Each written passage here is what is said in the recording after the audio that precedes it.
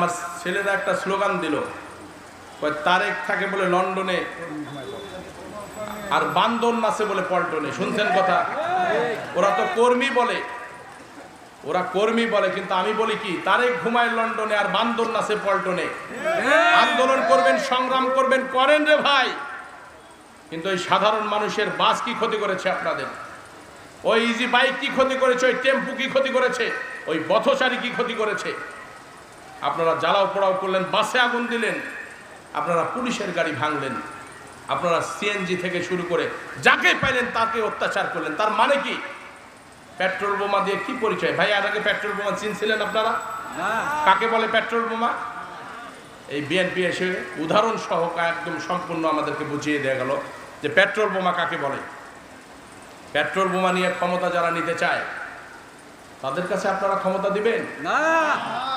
কাকে দিবেন?